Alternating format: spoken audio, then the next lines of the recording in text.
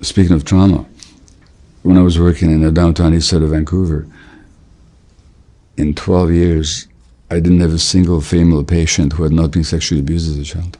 Not one. Really? And all the men had been either neglected or abused, or, I mean, this is the extreme. But in this society, there's such a punitive attitude towards people who are drug addicted.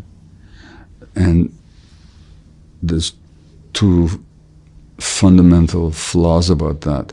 One is we're blaming people for having been hurt and being desperate to escape from their pain.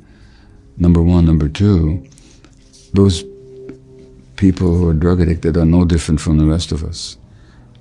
When I was working with these people, I saw myself in them. I had my own addictive behaviors. I manipulated and I lied about them, and my addictive behaviors had an impact on my family and even on my work. Only thing is, it wasn't to drugs. So I didn't face any medical consequences or legal consequences. But they were no different from me in the sense of the desperation to escape from the discomfort that they were experiencing. You were a workaholic.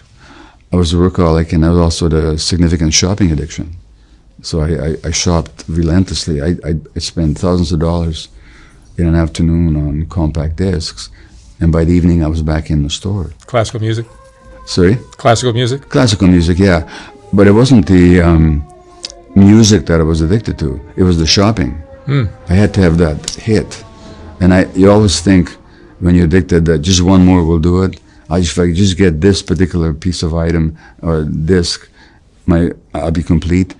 An hour later, you're running back to the store again. Because every addict looks for a quick hit of dopamine. And dopamine is the brain chemical that makes us feel alive and vital and present and motivated.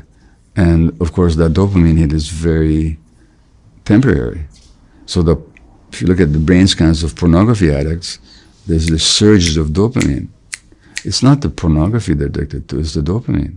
They just happen to get the release of dopamine through the pornography. The gambler is the same thing. The gambler is not after money, because typically a gambler wins a lot of money in the slot machine in the evening. By the morning, he's losing again.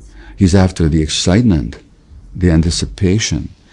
The sex addict is not after sex as such, because if they were, the solution to sex addiction was very simple. Just marry another sex addict. Then you can have all the sex you want for the rest of your life. No, it's the conquest, it's the hunt, it's the excitement, it's that